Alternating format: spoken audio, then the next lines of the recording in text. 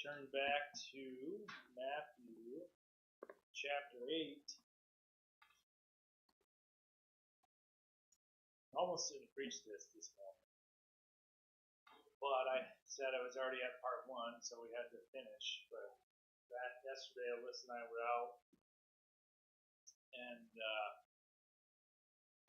just out in public, and the Lord gave me something else. So we'll see how many parts to faith we have. We may start faith in our afternoon service next Sunday, and go through that way, and maybe something different. We'll see how the Lord leads. But we're still back.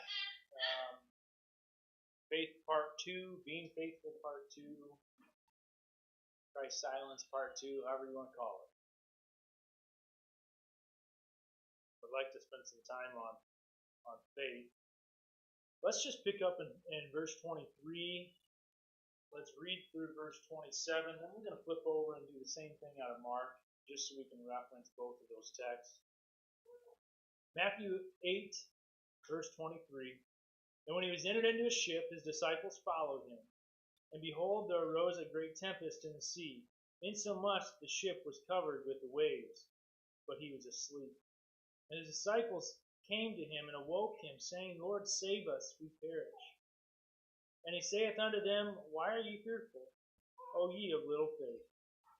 Then he arose and rebuked the winds and the sea, and there was a great calm. But the men marveled, saying, What manner of man is this, that even the winds and the sea obey him? Go over to Mark chapter 4.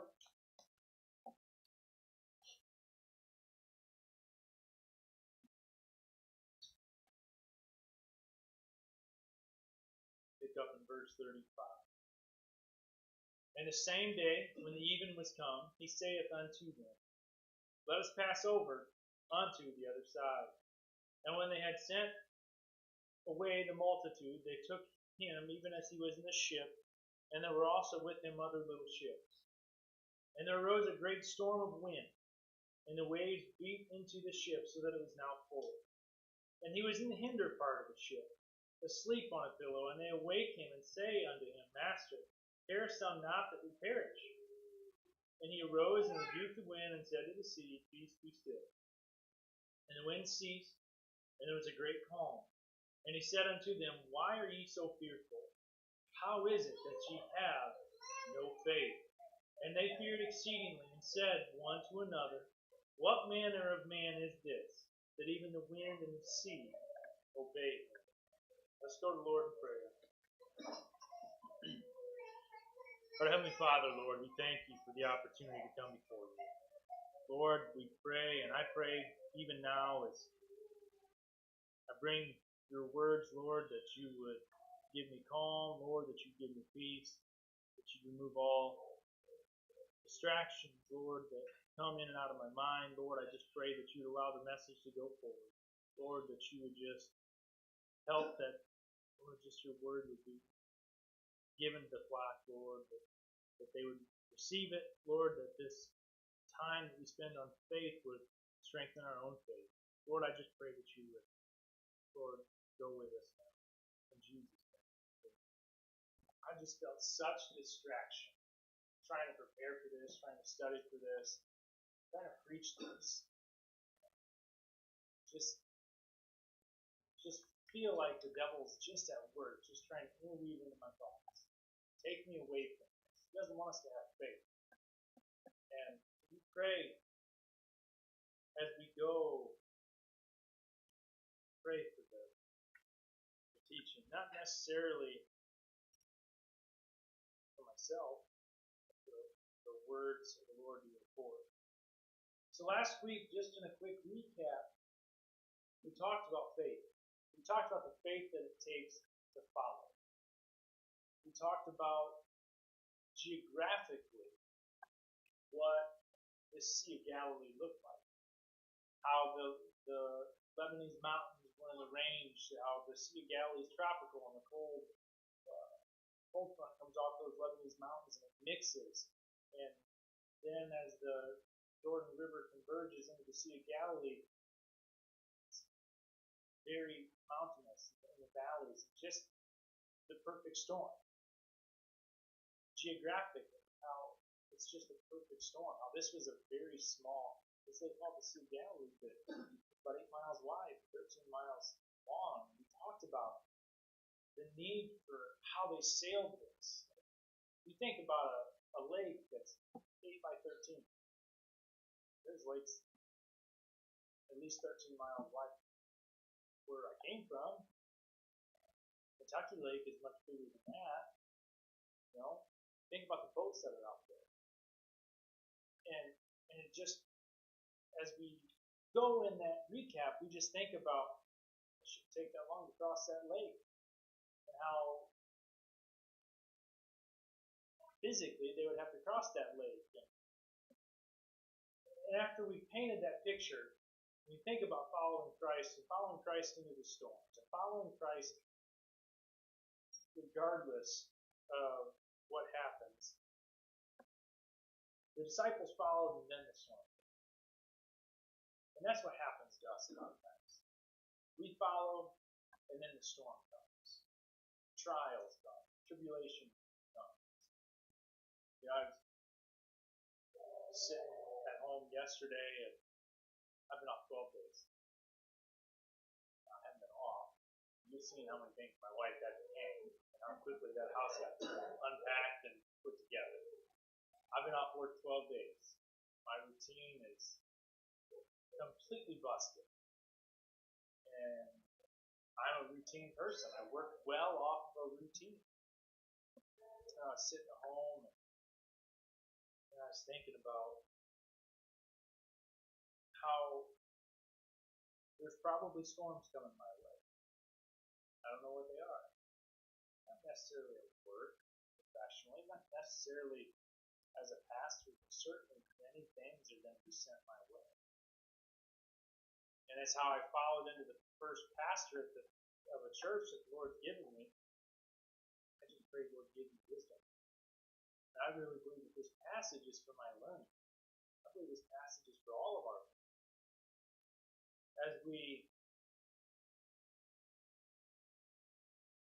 As we think about following, let us follow into the storm. Let us try to challenge ourselves to stop, think, and start trusting in the storm. Because I was already sitting there yesterday just thinking to myself how to navigate those storms. You know, listen, people, you hear about, you were at the ordination that the church gave back in Wauseon. And there's a lot of encouragement and there's a lot of caution. There's probably more caution than there is encouragement. And the caution comes from how to lead and how to get through the storms and the obstacles and the hurdles. And I think about that probably more than I think about the encouragement. But I think so much about the church here and how much of encouragement you all have done to me and how blessed the church is to want truth, to just call it like it is. That's a blessing, and I hope that maybe makes my storms a little bit easier. That you all keep me accountable when I hit that storm. And we all keep each other accountable. In verse 24, and behold, there arose a great tempest in the sea, a great windstorm, insomuch that the ship was covered with the waves. But he was asleep. I think we started to get into this last week. My favorite part about this whole passage was that he was asleep.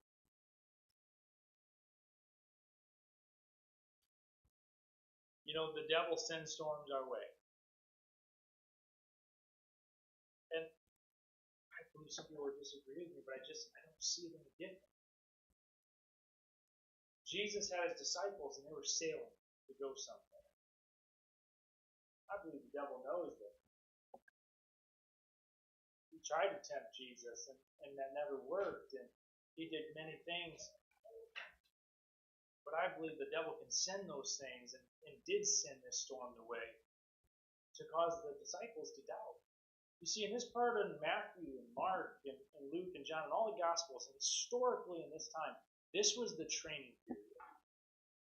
This was the period for the disciples to learn how to be disciples of Christ, how to carry out the commission that they were given, how to learn to preach and to teach. They were next to Christ in a boat. And we already know what happens. They're probably closer than all of us were. And we already know what happens. That's how I know that it's so easy for us to lose the faith. But he wanted the disciples to doubt faith, forget faith in Jesus. I mean, the disciples did being on the same boat. Ship was covered with waves. This small boat, winds beat it. What did the disciples feel? Death. No life preservers. This was being shaken. I think I used the story, but if I did, sorry, and if I didn't, I'll do it again. I dropped Alyssa and the kids off down at my in-laws at the beach for them to walk to the car so we could carry the boat around. And I was sitting there, and that boat is just going under the water, just dipping under the waves. Somewhere I got the video, and then we get sideways, and it's just rocking like this. You know, and there's two of us on this 19-foot boat with plenty of room. Can't imagine all of them being tucked together and trying to make it through. They feared drowning.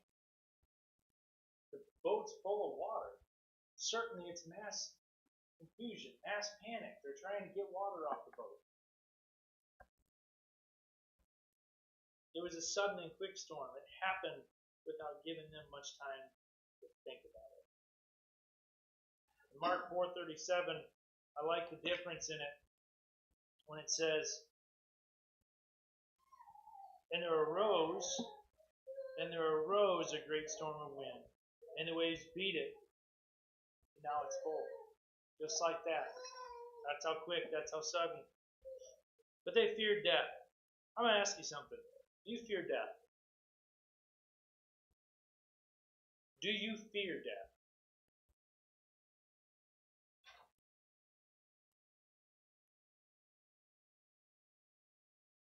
If you do, why?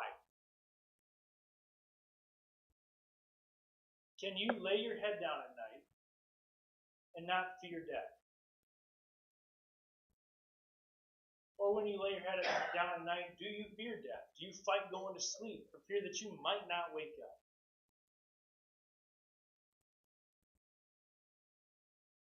I was 12 years old when that started happening. And unfortunately, it took me 3 years to not fear death. But even as saved Christians, we can still fear death. It's totally possible because look what happened. They were next to Jesus Christ on the same boat.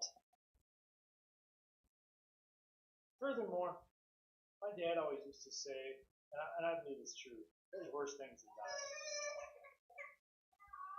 See, that's where we fall as Christians today. We forget there is worse things than dying. On this life. Is that what you fear? You know, there's a need to take care of our family. For those of us that are here, there's a need to take care of our family, to take care of things if we pass before them. But is that what you're fearing?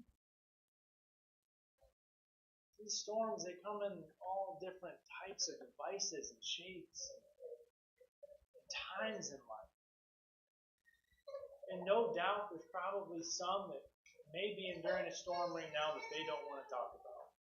Or that they don't know. Or there's probably a storm before some of us in a very short time.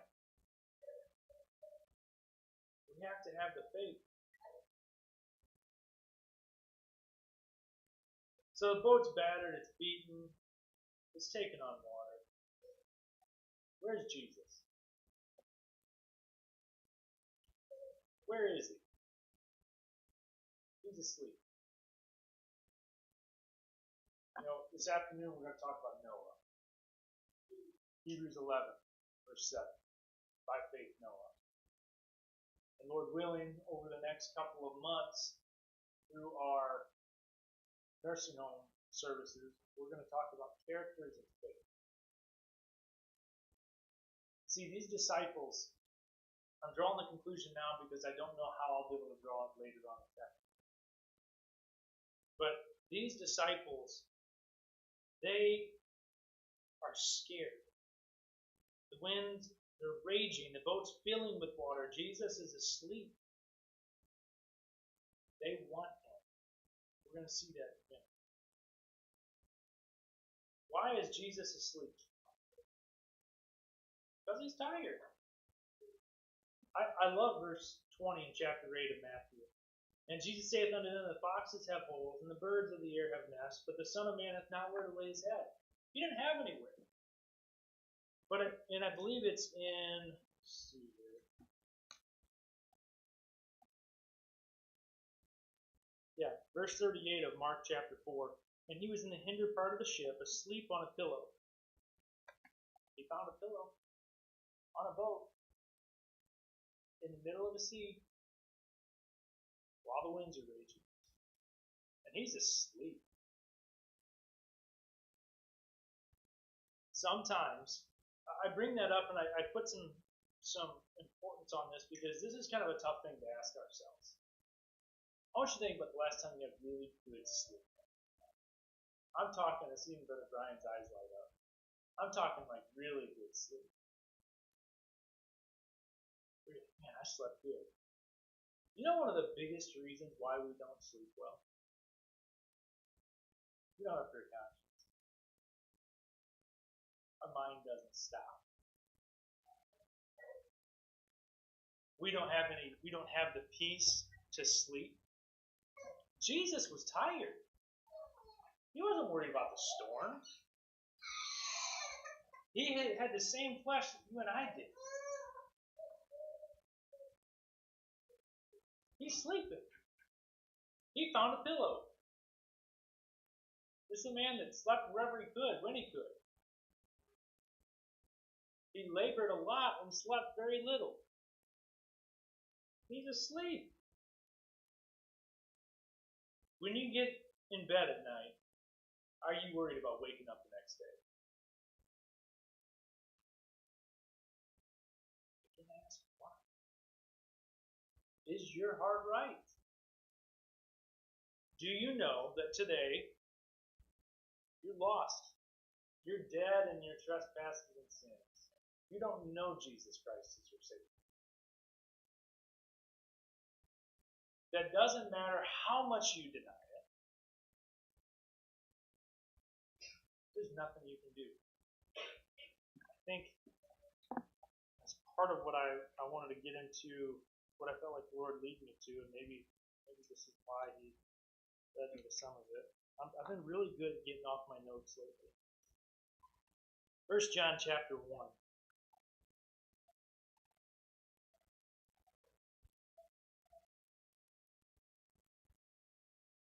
I just want to read verse 8, 9, and 10.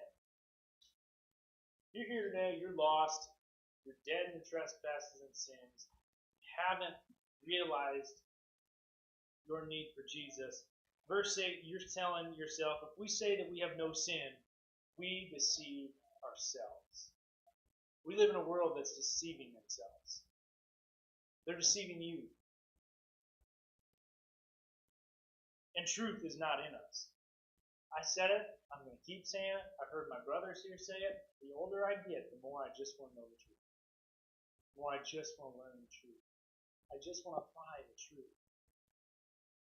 If we confess our sins, He is, what's the word again? Faithful. He's faithful and just to forgive us of our sins and to cleanse us from all unrighteousness. If we say that we have not sinned, we make Him a liar, and His word is not in us. And nobody wants to hear that they're a sinner. Nobody wants to hear that they live in sin. Nobody wants to realize that sin is why we don't get to sleep on a boat in the middle of a storm on a pillow like Jesus did. Sin is here. It's present. It's present in each one of us. Wake up in the morning and you say, oh, I want the victory, and the next thing you know, you lose it.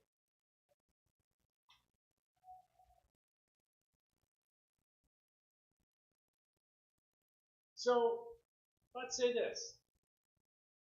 If you don't have to worry about opening your eyes in hell because you know that the Lord has died for you, but you're still not sleeping well. Why? You got things you need to repent of. You got things you need to let go of. You worry about the storm coming.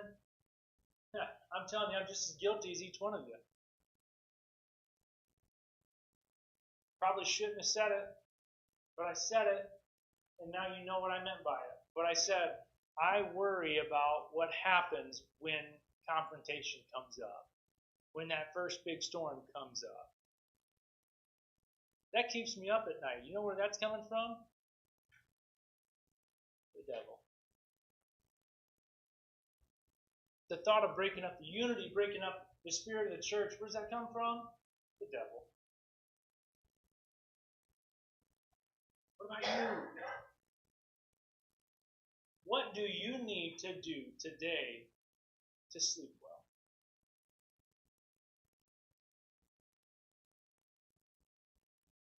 Some things I can't change. Your mother and the kids keep you up, or you're like mine, and 4 a.m. this morning, I'll feel you through here at my face. Dad, we'll go to the bathroom. Let's get a week before we have to clean the carpets, please. But what do you have to do? Can you do something? You see, I'm going to tell you something. This aisle right here, you can walk it and walk it and walk it and walk it, and it doesn't do anything for you. You walk it when you come to church. You all use the side door. Except for I got this on. I use the back door. It's code. Or the front door, I should say. You walk this aisle, the same carpet. It doesn't do you anything. Walking in to sit in your pew doesn't do anything different than walking forward. But you have to come to the realization, whether you're saved, whether you're lost, you got to do something. It takes something to follow after the Lord. It takes the submission, the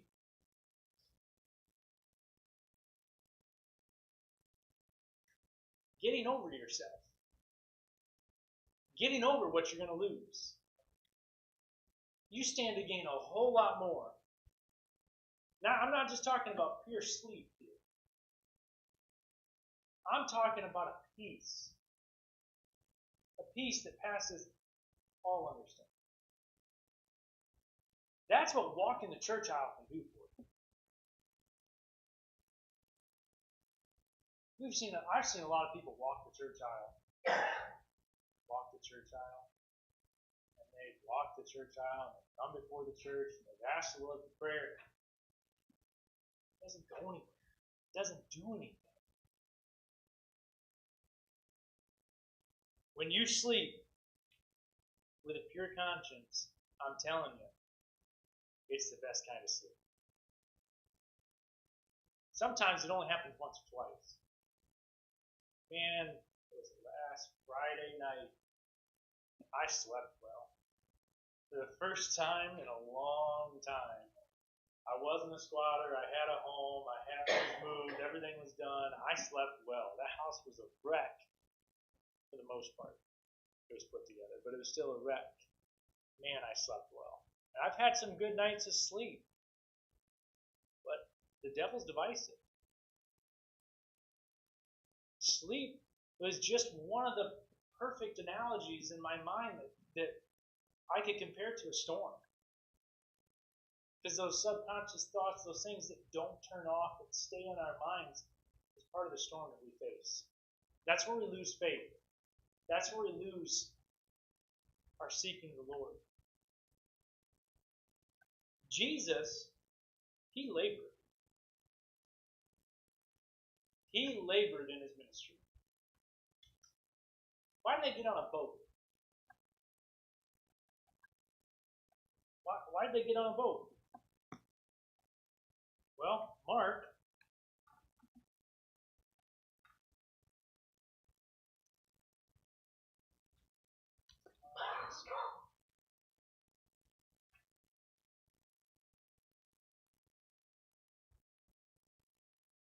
might have been. I didn't write this down, but it might be Luke 8. Let me see here really quick.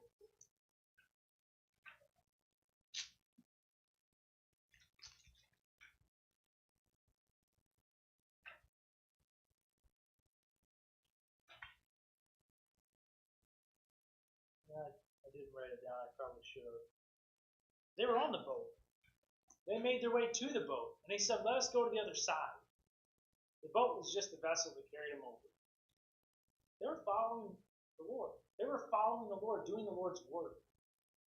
Jesus had labored. He was tired.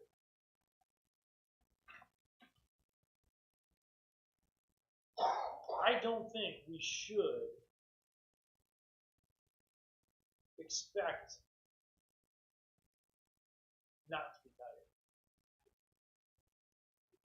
I think it's wonderful that you all don't rush out of here on Wednesdays. People have made the comment to me, people don't like when church on Sunday morning goes Sunday school service, meal, prayer, service. They don't like it. You know why? Because their opinion is that it leaves the evening for us to do whatever we want to do. They don't know how late we're here. What did we leave? 6 o'clock last Sunday? Did any of you have any energy to go home and do anything else? I know I sure didn't. I kind of laughed. I'm like, no, you don't understand. The time of fellowship, everything else, they don't realize how much, and I'm so thankful. That's what the service should do. And folks, if we're doing that kind of service, we can find that pure sleep a whole lot easier. If you, and I'll back up, you don't have to walk the church aisle every time there's something on your heart or on your mind. But you may have to talk to your spouse about it. It may be uncomfortable. You may have to talk to your brother about it, your sister about it, the pastor, whoever it is. You may have to talk to somebody about it, but it doesn't mean you have to come before the church every time. But metaphorically speaking, walk the church aisle. Get right. Labor. Have faith. And I don't think we can skip the significance of Jesus purely resting and Satan sending the storm. I also don't think we can skip the significance of Satan sending the storm and Jesus sleeping through. He had to be woken up.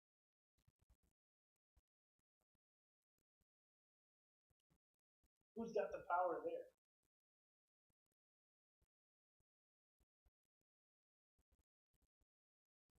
We often miss that Jesus had no fear.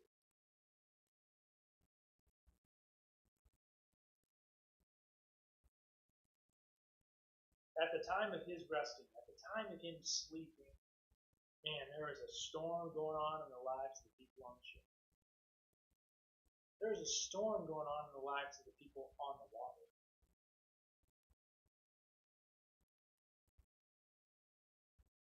If we're faithful, Jesus is near. But we have to be faithful. You know,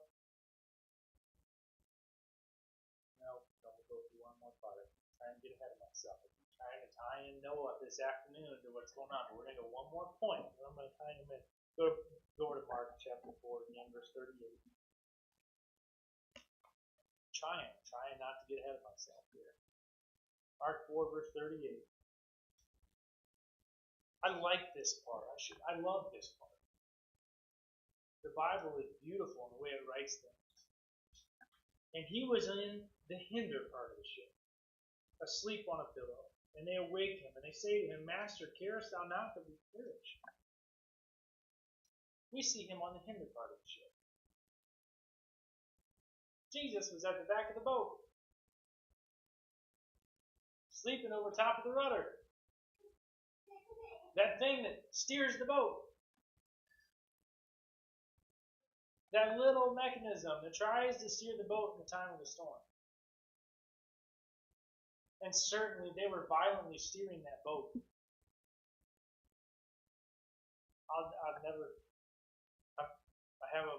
I'm young enough, I had to have a boater's license up in Michigan. We went up to the lakes in Michigan with friends often. Some people from church and other places. So I had to have a boating license. We came down here, actually, it was one of the times that we preached here. And we went out on Kentucky Lake, and my grandma was here with us. And my aunt got the slowest pontoon that you could possibly get at Kentucky Lake. I'm talking like 5 miles an hour. Barely could go through it. And she got tired of driving it and let me drive it. And we're going through, and one of the marathon barges came through. And that little pontoon just starts rolling through the water. Now, I'll never forget trying to figure out how to steer that pontoon to get just right through the water. Poor Leo was at the front of the boat eating a hot dog because we were supposed to be at lunch in 45 minutes, and it took 2 hours to get to the place in that boat. Poor Leo's in the front of that boat eating a hot dog, and that marathon barge came through, and I turned the pontoon to just go through the water, and when I did, that little pontoon tucked, water came over the top, and his hot dog bun was gone. And he was crying about like Adeline. And I thought about how much I was trying to steer that boat to stay in control. That was just a wait. Now we're talking about sudden storms. How violently do you try to steer in the storm? How much are you trying to be in control in the storm? He's at the hinder part of the ship. He's the one in control. You know, just before we left, my sister graduated high school. My young sister Lydia, which you all met. And she had the week after my ordination, she had a graduation party. And much like teenagers, she's struggling to find out what to do in life. And my dad growing up, you all met my dad too. My dad growing up always used to tell us, put yourself in the driver's seat. And for the first time in my life, not on purpose, I was able to correct my dad. And he was okay with it. I said, stop trying to put yourself in the driver's seat.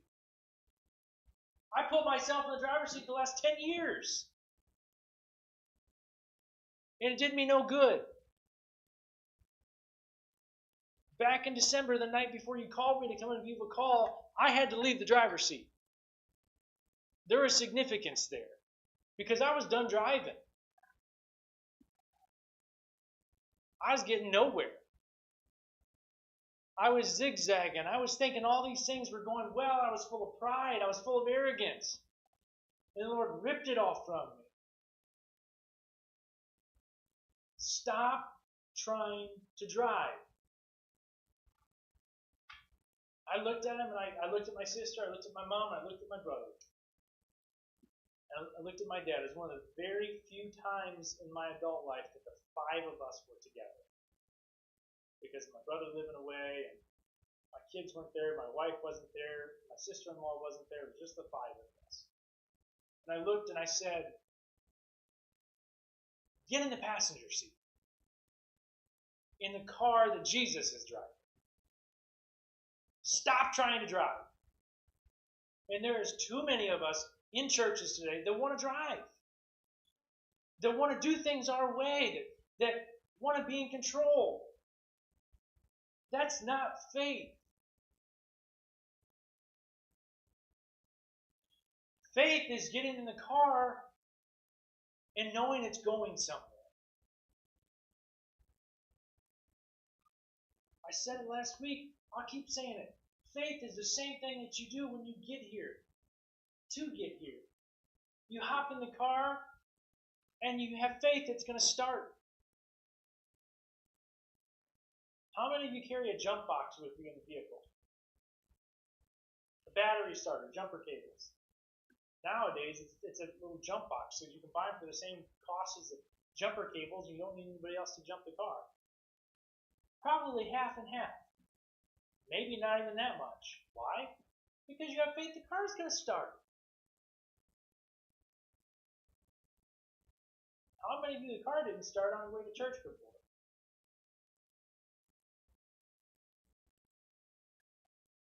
It's the same kind of faith.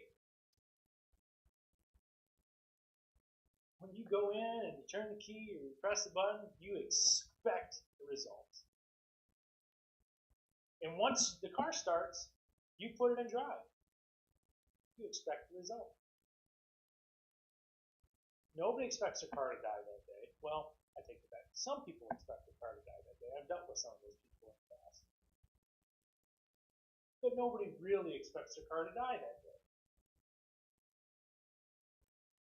You expect to get from A to B. That's the same expectation we should have when we follow the Lord. When we get in the passenger seat of the car.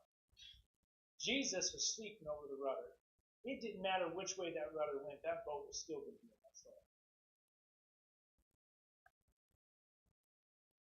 Go to verse 25.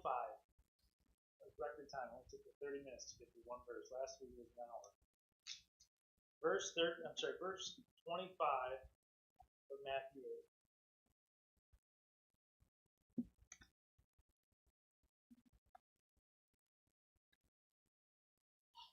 And his disciples came to him and awoke him, saying, Lord, save us, we perish.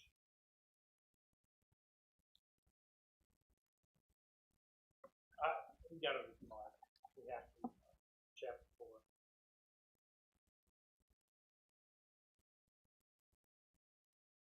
Back to verse 38. Read the whole verse again. And he was in the hinder part of the ship, asleep on a pillow. And they awake him, and say unto him, think about it. I need you to think about saying this. I need you to think about this. Master, I'm going to paraphrase it. Jesus, do you not care that we're going to die in this storm? Master, carest thou not that we perish? That is us. We're going to see this afternoon, Lord willing, Noah endured 120 years of silence. He preached through his building of the ark for 120 years. He built the ark in a place that hadn't seen him. Through a violent, sinful people. God said, I'm going to give you 120 years, then I'm going to destroy the earth. Go build the ark. Go collect the animals. Noah didn't have servants that built that ark for him. His children were too young to start. All the math is there.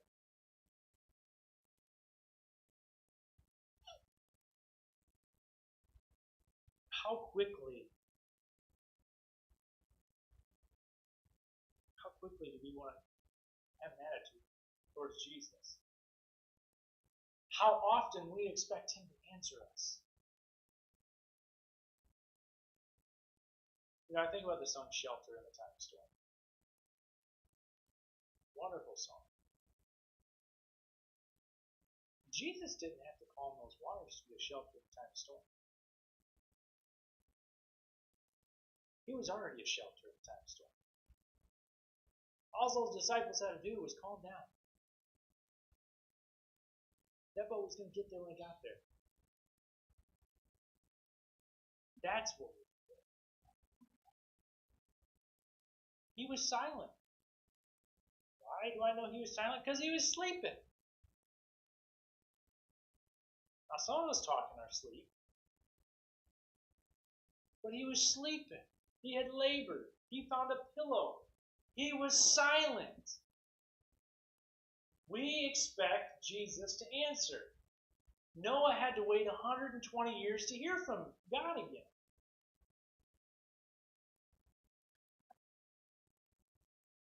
We have to be faithful in the silence.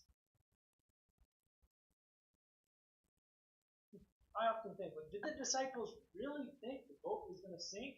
They must have. They woke him up and gave him an attitude about it. I mean, I think every boat's going to sink when I get on it, unless I'm driving it. I don't know why. I just expect them all to sink. Our Lord, He protects us so that we can honor Him. Not to say that you get on a boat and it doesn't sink and you don't perish. That could happen.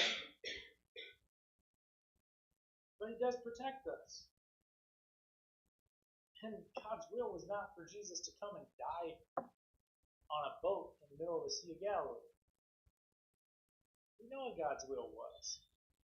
And you and I, we know what God's will is. He's going to come back one day. When I say we know what God's will is, we don't know the ins and outs and everything. But we know God has a will. We know that God has given us a will to follow if we seek Him. Not freedom of choice, not we can do this, we can do that. No. Seeking the Lord. Seeking the Spirit. Praying. Striving to live a life. And these disciples, they forgot that Christ had dominion over that water, over that wind, over that boat. We think of, I think of a sheep. I worked in healthcare for 5 years. While I was working night shift, and listen on that. I worked in healthcare for 25 years. Not so much towards the end, but still employed there, a couple shifts. I've seen a lot of stuff working in the emergency department. All these older folks that you expect to be sick and die. These young ones, babies, teenagers. Some of the most heartbreaking deaths you'll see is in children. But what's even more heartbreaking is the sickness and disease that comes to it. That, unfortunately, comes to my mind too often when my kids get sick. Not that I'm a hypochondriac, that I overreact. But the reality is, I'm not in control of that. They're not in control of that. How quickly do we forget who is? We can't do anything about it. Thankfully, and I'll tell you this, the devil likes to use those thoughts, especially to us parents who do love our children. One of my worst fears for many, many years has been losing my wife and losing my children. One of the last shifts I worked in the emergency department. I was the grunt. I was just a grunt. Thought I was going to school to be a registered nurse. Thought that's what I wanted to do. I'm so glad I didn't do it. That's what I thought I wanted to do. One of my last shifts, mother of 4 comes in. Hit by a snowplow truck. About the same. She didn't make it. But her husband and 4 kids didn't know it yet. I guess we had to keep them back in the room, but everybody knew that good.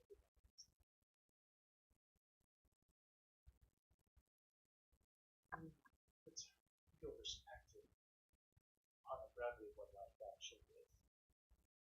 So, for the entire time that Alyssa and I've been together, one of my greatest fears is losing her. For the kids. Just ask her. I'm sure Tracy will laugh when I say this. Just ask her. For some reason, I can't have queso after like 5 o'clock at night because then I just have these crazy nightmares that she's gone somehow. Just off the wall. Don't ask me to have queso after 5 o'clock. I'm just going to tell you no. It's real. You ask Alyssa. She's probably at home laughing at me or texting me telling me to stop or something. Don't know why. It's true. But it's a real fear. And that comes in a time of storm, and the devil uses that to work against us. And even this morning, I was looking at Ophelia, and this is just bizarre. She's telling me her ankle hurts, and she's got a fever, and she's nauseous. Stop. Stop. I'm not worried about it. Lord knows what it is. Nothing I can do. Just gonna stop. Maybe I should try to do so after 5 and see what happens. I'm serious. You can all laugh. It's okay. But we want Christ to just answer us. We want Christ to answer us. And it just doesn't work like that.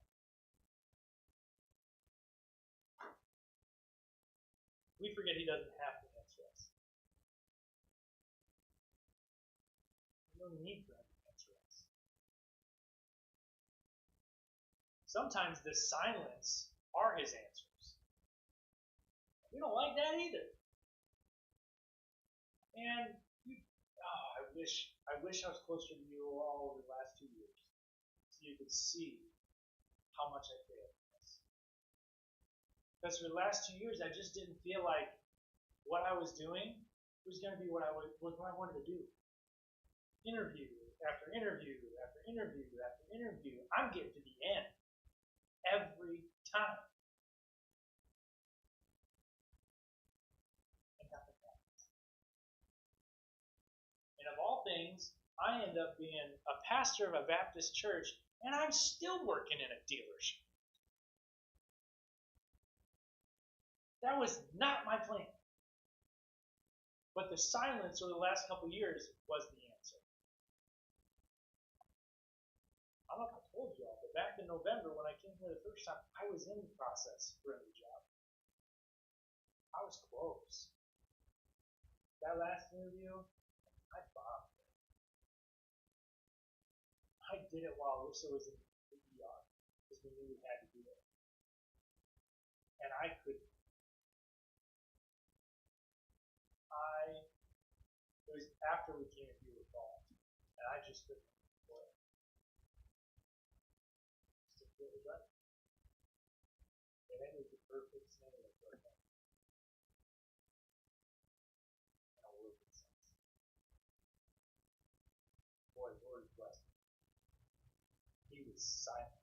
He blessed me in silence. That's what we think about.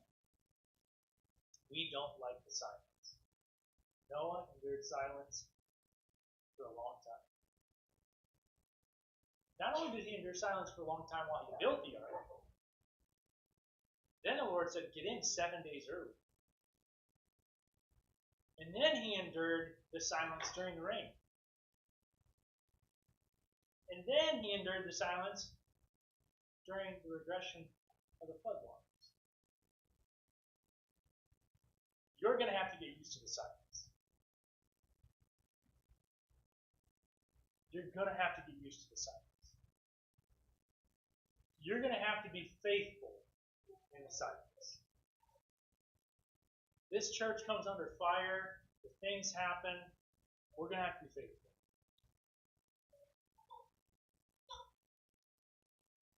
You know, let's go to Exodus chapter 17 real quick. Don't ever forget that Christ has the answer. There's just no reason He has to give it to you early.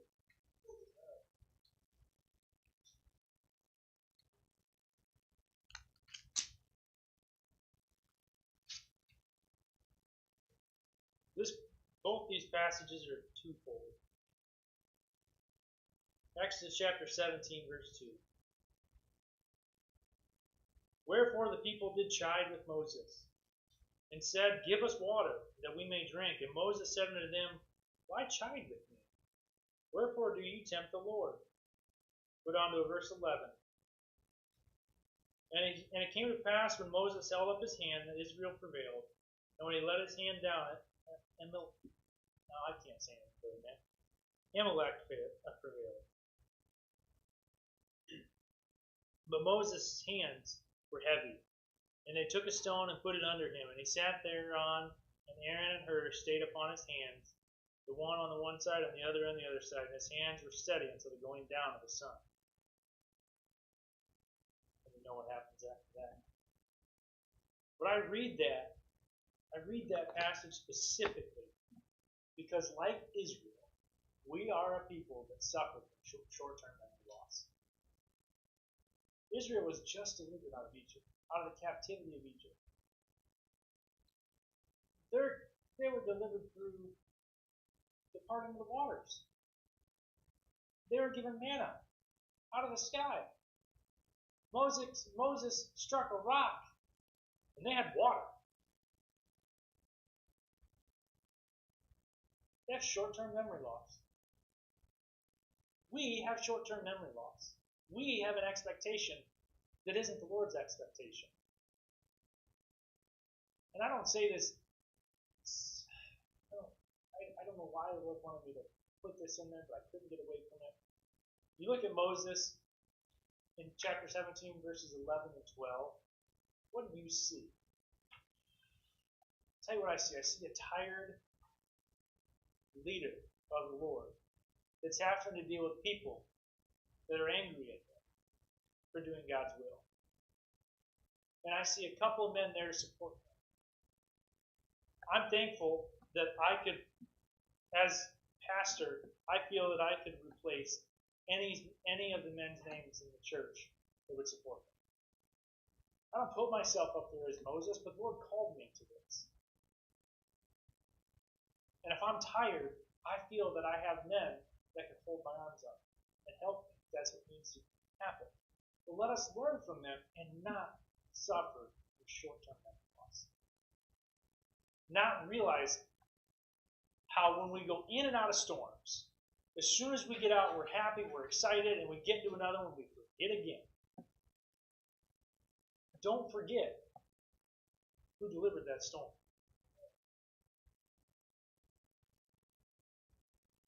And we want Christ to act right now. Right now. I wanted Christ to act now for the last 2 years. I just wanted a new job. I didn't feel right. The last place led me until it didn't.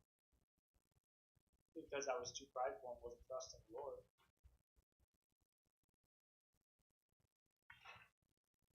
We want instant gratification.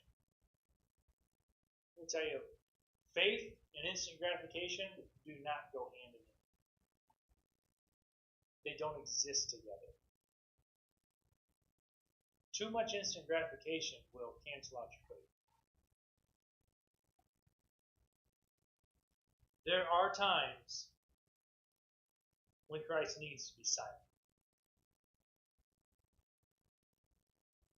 My wife years ago, I think I was frustrated. I think it was something as petty as, this sounds crazy, but I remember when I heard it first, I was on the phone with her, we weren't married yet, but I had my mowing business, and this same lady would never pay me. But it was almost easier to mow her lawn because I had every other lawn around her. She was a Methodist pastor, would never pay me. And I was so frustrated. I remember talking to Alyssa about it. I know exactly where I was standing when I was there. And she goes, just remember that the teacher is always silent during the test. This is a test for some reason. When you take a test, you've taken a test and you've been surprised by the outcome. I know there's many that I didn't study for, but for some reason I was thinking I would do better than I would because I thought I knew the material. I was a pretty good test taker. That's probably how I passed high school because I didn't do any homework. I just took the test and went on. But you don't really know the outcome of what that test is. You take a ACT prep course for college, you do any sort of thing, you don't know the outcome. The teacher is always silent during the test, right? Christ is silent. You don't know the outcome. So you might as well just do what you have to do, what the Lord leads you to do, and be faithful and wait to see what it's going to be. Stop expecting an answer. And I would say this. Where would I be right now if I could have my own will? I guarantee I wouldn't be standing in front of you. Where would you be? Christ's silence teaches us that His will is not our own will. If not, where would you be? Two more passages in closing, and we're not done. We've got a couple more verses to get to next week. Go over to Habakkuk. I really enjoyed this book. At the heart of, I don't know, it was timely. The Lord allowed me to learn some things. But at the height of a pandemic, when things were just raging, our pastor up back in Washington, where we used to live, so I say that really bad. Say home, I didn't say it. Our pastor had me preach. And he gave me a couple weeks to do a study. And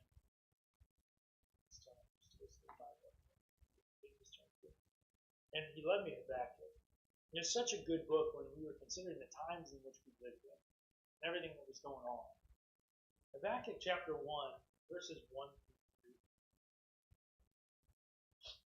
3. The burden which Habakkuk the prophet did see. He saw a burden. He saw something. O Lord, how long shall I cry, and thou wilt not hear? Even cry out unto thee of violence, and thou wilt not save me. Why dost thou show me iniquity, and cause me to behold grievance? For spoiling and violence are before me, and there are they that rise up strife and contention. When I read this, when I started studying for this, it was the height of all the looting and everything else that was going on, all the theft, all the food. I just felt like America was falling apart. And this prophet, I remember when I started this prophet didn't pray one time. This prophet has endured silence before he wrote that. He has prayed, and he has prayed, and he has prayed. And the Lord still answered. And now ultimately this is a passage that was written before the captivity of the children of Israel. But timestamp is going into the captivity. He sees what's going on. But there's times where we go, why aren't you answering? How long am I going to have to pray? Folks, I'm going to tell you, you're going to pray till he answers. You have to.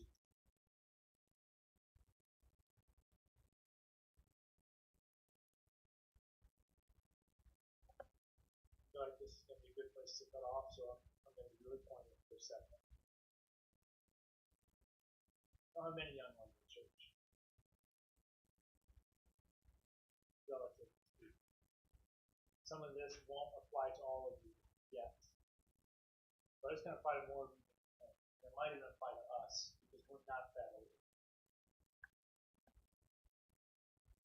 Do you feel to each one of you today, and I ask my young ones in the church to pay attention especially to this.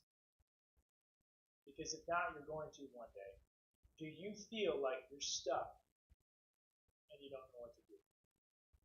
See, this world places so much pressure on what you do next.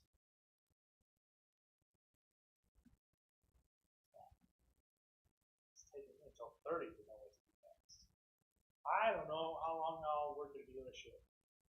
But I pray to the Lord that He keeps me in a pulpit until the day I die. Because that's what I'm supposed to do.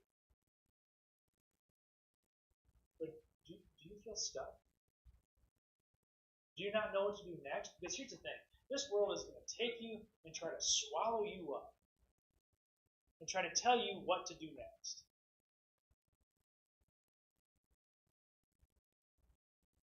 Parents, I'm going to tell you something.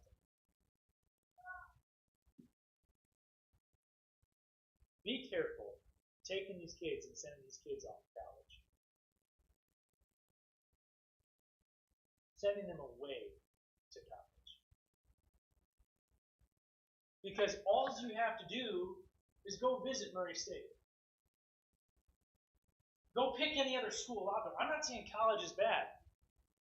But all college really is number one, a money grab for a false education and a place for these kids to go away, get away from their parents, and live their life the way they want to do it. And then they get indoctrinated in opinion, in psychology, and all the other stuff that stands against what we believe for. You kids, I told our youth group before we left, we had a large youth group. I've taught them for many years. One of the last things I said to them is, your life living with your parents is like you being made into a tool. Take a blacksmith. Oh, Clark would be all excited for this. You take a blacksmith, and you take that piece of metal, and you just run it over here, and you put it in the fire until it's so hot that it can be molded but not melt. And then you pull it out while it's hot, and you beat it to the point where it's a tool. That's what living with your parents is like. If you don't like it, I have a really good term for you that'll help you. Get over it.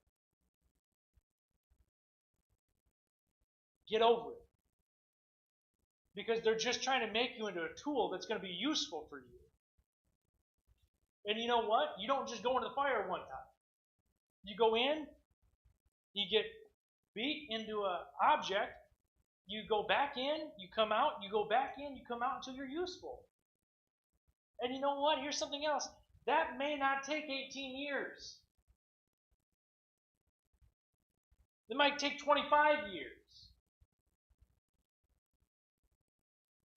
We got these young ones that are here today. That's a blessing. I don't have all the answers.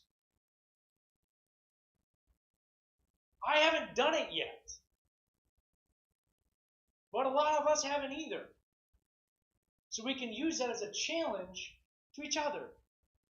Don't take these kids out and just send them to the world where they can be taught by the world.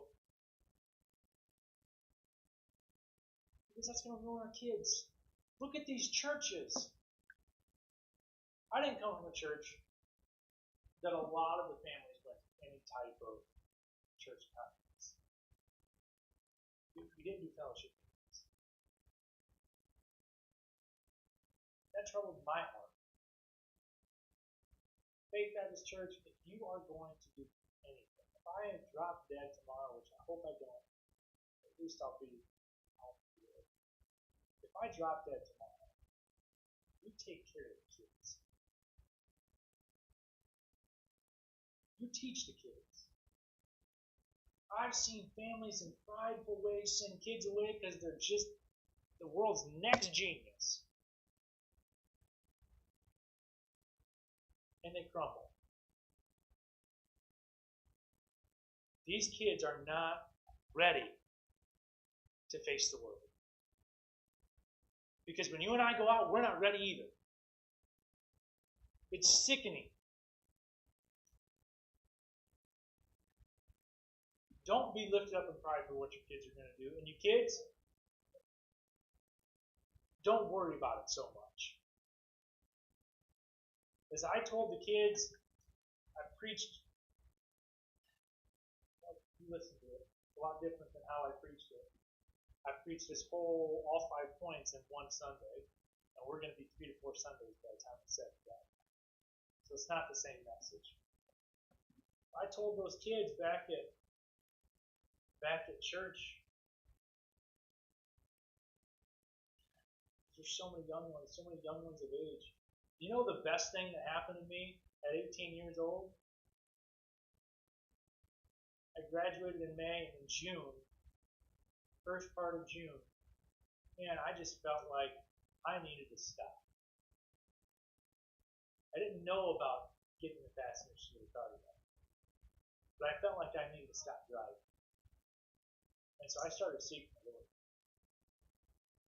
At the young age of 18, I knew nothing.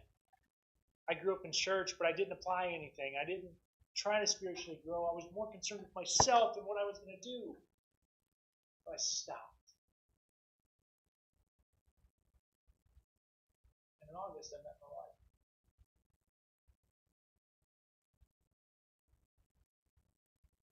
And a year and a half later, we were married. And we've been married 10 years. 3 kids. 2 states. I'm going to tell you something. When you stop trying to drive, good things are going to happen. When you stop worrying about the silence, when you stop worrying about you, when you stop worrying about everything else, the cost, and you're counting the cost of everything in your life, good things are going to happen. But if you don't, you're going to end up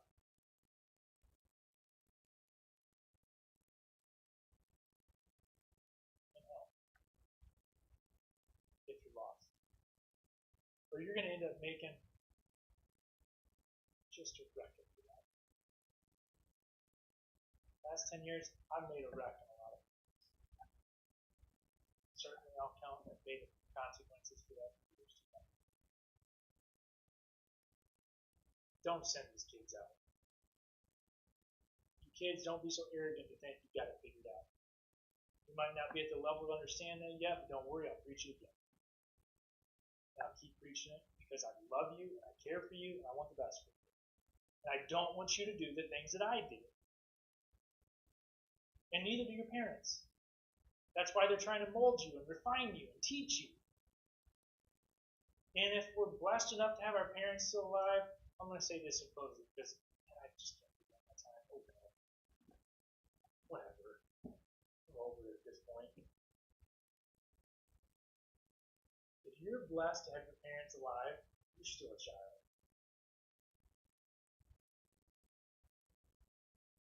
Don't be afraid.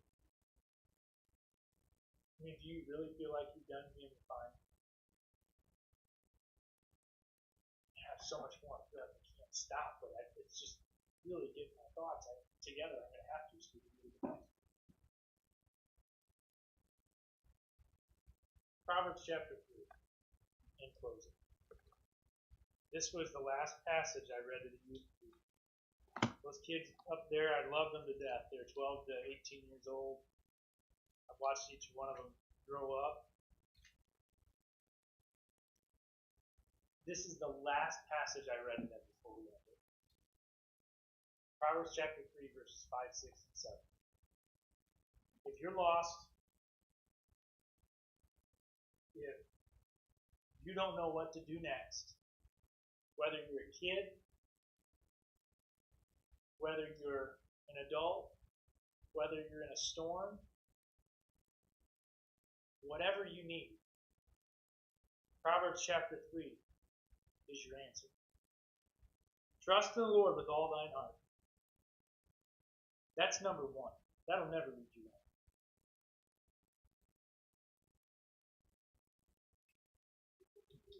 And lean not to thine own understanding. Oh, it's easy to read Proverbs chapter 3, verse 5. It's easy to say, oh, I trust the Lord with all mine heart. But it's really hard to not lean to your own understanding. we all know it may come as a surprise to you. Nothing physically, monetarily, made sense about me coming. Kids, pay attention. Nothing made sense. And in case you haven't figured out, I don't mind calling you out and making you pay attention. And I don't say that out of disrespect to you. I say that because I love each and every one of you. I care for you deeply, and I want you to pay attention. Nothing made sense about us coming. But the Lord made sense of it. And if you're trusting in the Lord and you're not trying to understand why, He will always take care of you. There may not be enough money. There may not be a place to work, a place to live. It just might not equate. 1 + 1 won't equal 2. But if that's the Lord's will, it'll equal 3 or 4 or whatever it needs to equal. It'll all work. That's Ohio for you. In all thy ways acknowledge Him, and He shall direct thy paths. If you're really reading this, let's read verse 7. Be not wise in thine own eyes, fear the Lord, and depart from evil.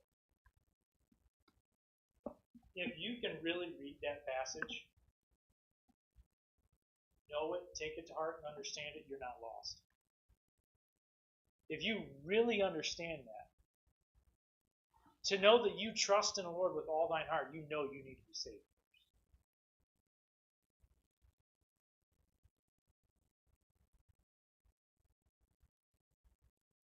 We have a great responsibility. As parents, as children, as members of Faith Baptist Church, as God's creation, we have a responsibility, 1, to get over ourselves, 2, to be patient in the time of storm.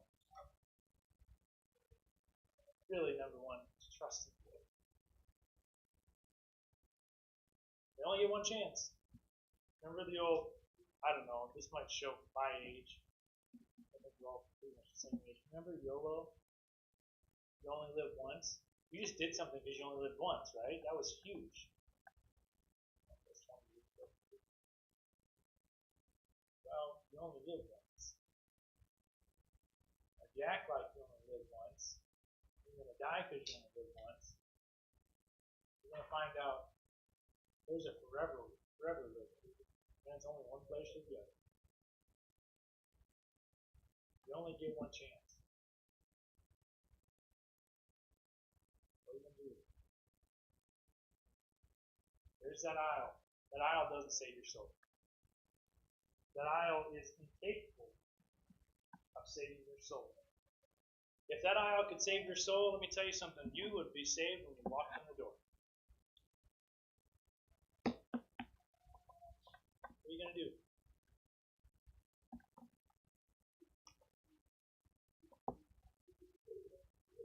What are we going to do? Trust in the Lord with